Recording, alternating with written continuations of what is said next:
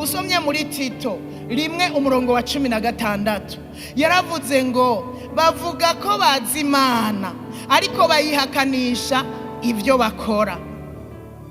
Umuntu atotahaye niyama ivyamwa, ni cya giti Yesu yabona amababi, ni babandi babona Yesu ashimwe, umuntu yiruka mu rusengero, yiruka muri repetition, yiruka ngo bavuze ngo hari igikorane, mugabo icyamwa kimwe atagira namba yasohoka aho hanze wamuvugisha akagutaritsa, ukibaza ubu numwe tuvanye mu rusengero akakurira ideni ntakwishure, ugasanga bakizwa nibo batishura amadeni kandi ntasabe n'imbabazi ngo mumbabarire byarananiye kwishura. Nkakujya muri banke badufata mu kanigo ugaca wandika ikete ati jewe vy'ukuri byarananiye kwishura mu nyongera iminsi, kugira ngo muri banke uzureke kwandika uzureke kwandika bakwereke.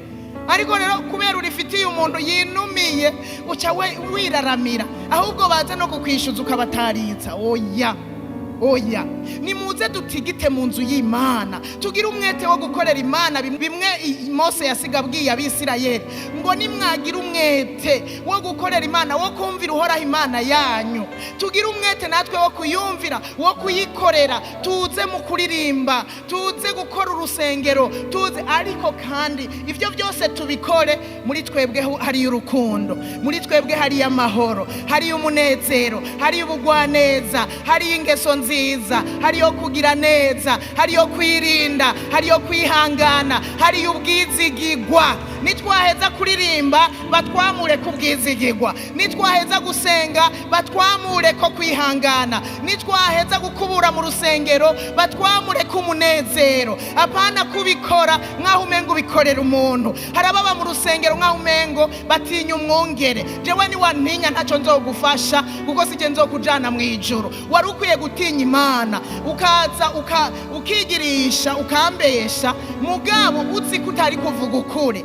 Ubure gutinya Imana isoma mu mutima kandi ariyo iheza kwica umuntu ikamukororera no muri Gehinomu. Tureke gutinya abantu.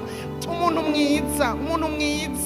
mwiza azototahara neza n'umuntu muri watinya Imana adatinya abantu. Ntidutinya abantu, dutinya Imana.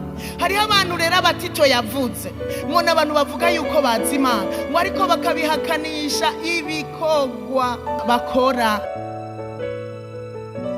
Yesu ashimwe, Imana ni nziza igira neza, mugabe ibikorwa ukora uhejeje kubwira abo bantu ngo Yesu ashimwe, ububeshi, amajambo yo kurementanya n'ibindi bitandukanye, aba ni babandi bamababi menshi baberekana inyuma kumengo barubaha Imana, kandi nabo nyene bakabivuga yuko bazi Imana, ngo ariko ibikorwa bakabihakanisha ibikorwa bakora, ukabibonera mu bikorwa bariko barakora.